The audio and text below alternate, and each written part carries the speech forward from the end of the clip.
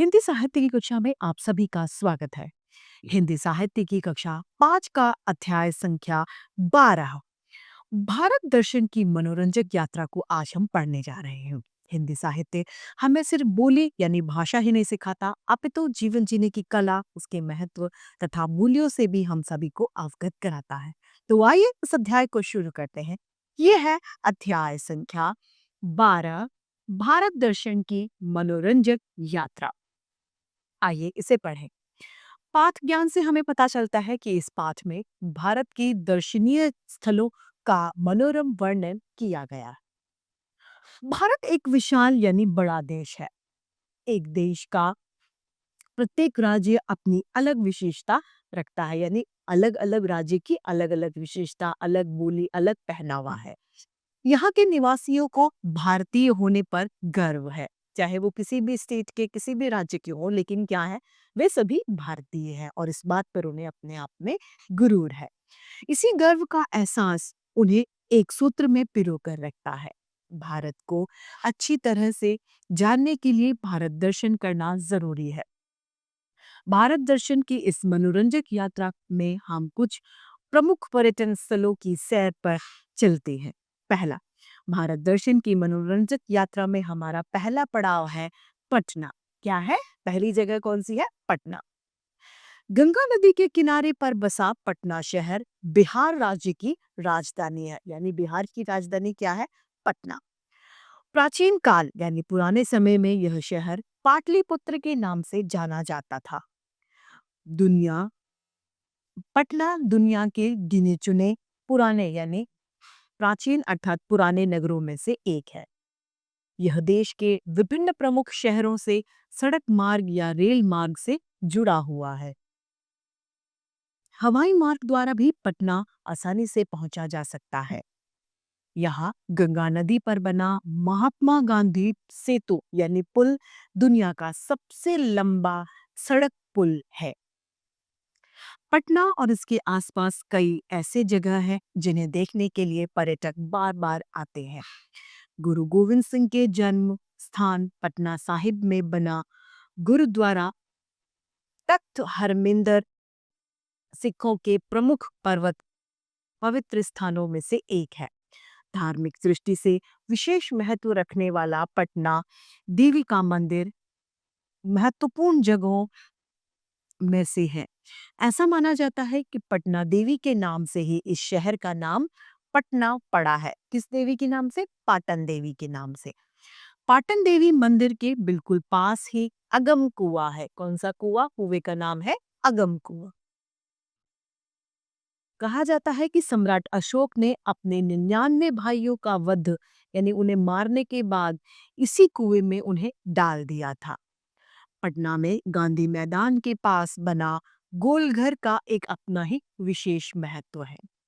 गुंबद नुमा यानी इस तरीके से जो बनी होती है इसे गुंबद नुमा कहते हैं। गुंबद नुमा इस इमारत का निर्माण निर्माण यानी ये कब बनी?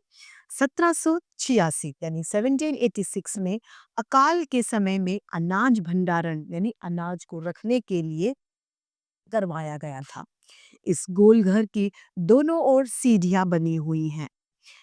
इन सीढ़ियों में चढ़कर गोलघर के ऊपर पहुंचा जा सकता है और वहां से पूरे पटना शहर को हम देख भी सकते हैं। पटना रेलवे स्टेशन से पूरब की ओर लगभग 5 किलोमीटर की दूरी पर स्थित कुम्हार नामक जगह का एक अन्य ऐतिहासिक महत्व है। यहाँ चंद्रगुप्त मौर्य, बिंबिसार और अशोक के काल के खंडहर देखे जा सकते हैं। इसके अलावा भी पटना में कुछ अन्य दर्शनीय स्थल जिनमें प्रमुख है तारामंडल, संजय संजय गांधी जैविक उद्यान, पटना सा संग्रहालय, खुदा बख्श पुस्तकालय, गांधी संग्रहालय और सदाकत आश्रम। भारत दर्शन की मनोरंजन यात्रा में दूसरा पड़ाव हमारा आता है लखनऊ। दूसरा बिंदु कौन सा है? लखनऊ। नवाबों का शहर कहलाने वाला लखनऊ उत्तर प्रदेश की राजधानी है। गोमती नदी इसके बीचों बीच से होकर बहती है। लखनऊ के बीचों बीच से कौन सी नदी बहती है? गोमती नदी। सड़क मार्ग, रेल मार्ग तथा वायु मार्ग से लखनऊ आसानी से पहुंचा जा सकता है। यहाँ के मुख्य रेलवे स्टेशन का नाम चारबाग है। भारत के मुख्य शहरों से लखनऊ स्थित अमौसी अंतर्राष्ट्रीय विमानपत्तन के लिए सीधी उड़ानें हैं। लखनऊ प्राचीन कसोल राज्य का हिस्सा था। यह भगवान राम की विरासत थी, जिसे उन्होंने अपने भाई लक्ष्मण को सौंप दिया था। तब इसे लखनपुर के नाम से जाना जाता था, जो बाद में बदलते बदलते लखनऊ हो गया। लखनऊ की चिकनकारी और लखनऊ के पास स्थित महिलाबाद के दशहरी आमों ने लखनऊ को दुनिया भर में विशिष्ट पहचान दी है, यानी बहुत अलग पहचान दी है। विशेष लखनऊ में विशिष्ट व्यंजनों को भी अलग ही ख्याति प्राप्त है। ख्याति अर्थात प्रसिद्धि प्राप्त है। लखनऊ में कई इमामबाड़े देखने लायक हैं। बड़ा इमामबाड़ा के नाम से प्रसिद्ध असाफी इमामबाड़ा अपना ऐतिहासिक और सांस्कृतिक, यानी संस्कृति से जुड़ा जो होता है वह सांस्कृतिक कहलाता है, महत्व रखता है।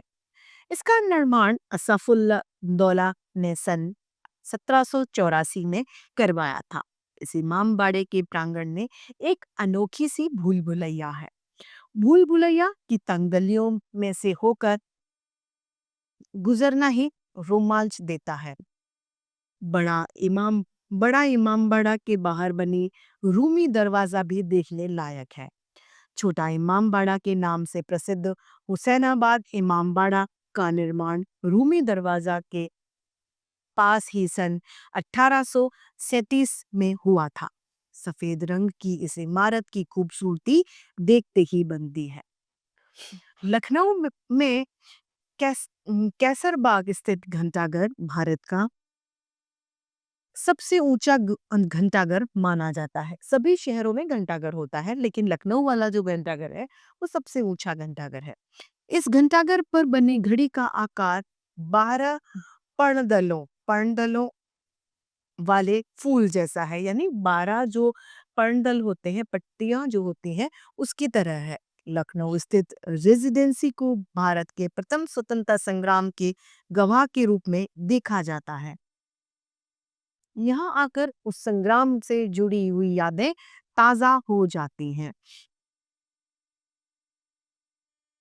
लखनऊ के कुछ अन्य दर्शनीय स्थल इस प्रकार है, जिसमें जामा मस्जिद, कैथेड्रल चर्च, राष्ट्रीय वनस्पति अनुसंधान संस्थान, प्रिंस ऑफ वेल्स वन्य प्राणी उद्यान, नवाबगंज पक्षी विहार, कुकरेल फॉरेस्ट पिकनिक स्पॉट है।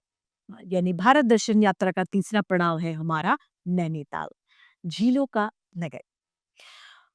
हिमालय पर्वत श्रृंखला के प्राकृतिक सौंदर्य का अद्भुत नमूना है नैनीताल। उत्तराखंड राज्य में स्थित और ऊंचे ऊंचे पहाड़ों की तलहटी यानी गहराई में बसा है नैनीताल।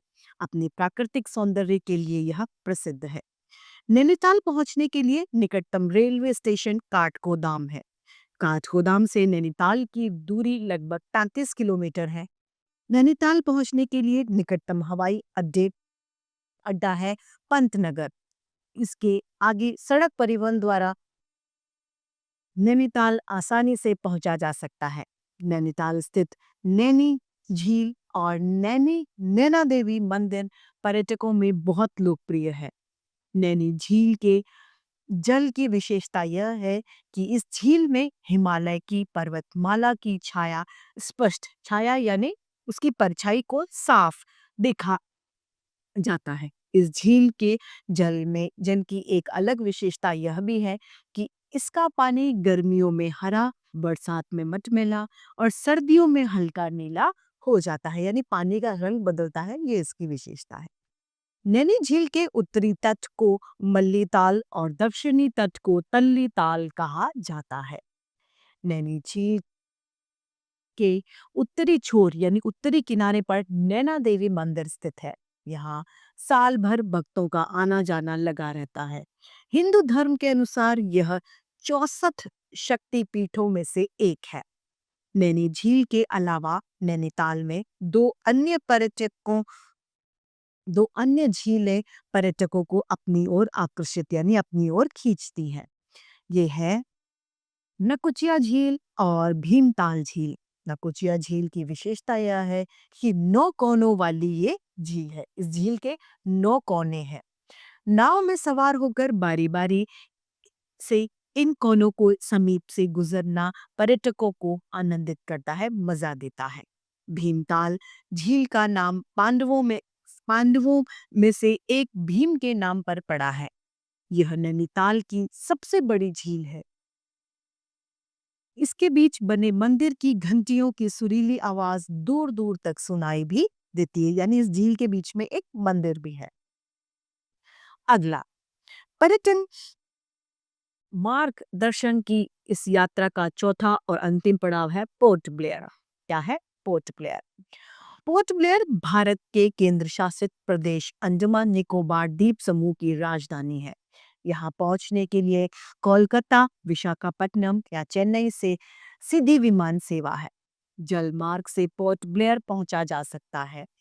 इसके लिए कोलकाता या चेन्नई से समुद्री जहाज लिया जा सकता है।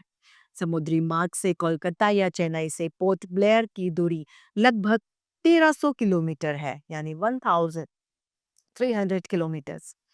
पोर्ट ब्लेयर में पर्यटन की दृष्टि से सबसे महत्वपूर्ण जगह है सेल्यूलर झील, जिसे अब राष्ट्रीय स्मारक स्मारक घोषित कर दिया गया है। स्मारक अर्थात किसी की याद में बनाया गया स्थान स्मारक कहलाता है।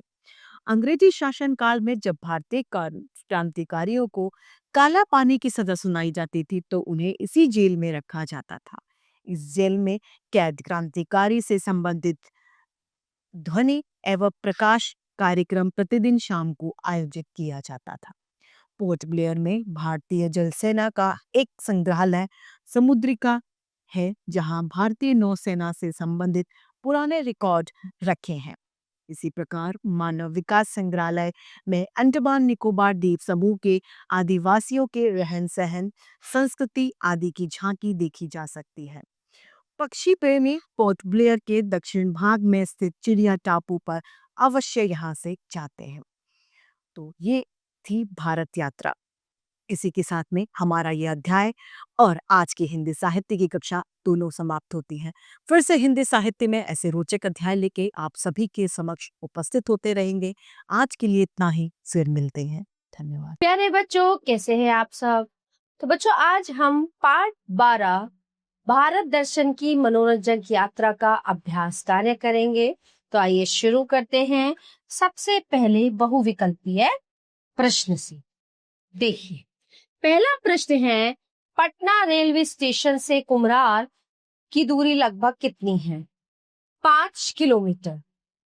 अगला प्रश्न है, बड़ा इमामबाड़ा के प्रांगण में ये स्थित है। भूल भुलैया। अगला प्रश्न है, भारतीय क्रांतिकारियों को काला पानी की सजा काटने के लिए किस जेल में भेज दिया जाता था? सेल्यूलर जेल में। अब आते हैं लिखित ज्ञान पर रिक्त स्थान भरिए। पहला, गोल घर का निर्माण कब हुआ था? 1786। गोल घर का निर्माण 1786 में हुआ था।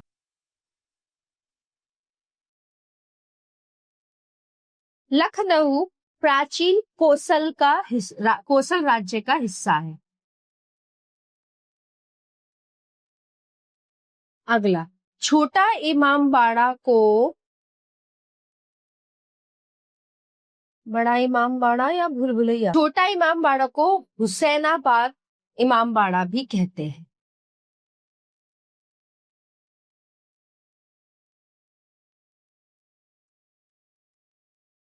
नैनीताल की सबसे बड़ी झील भीमताल झील है।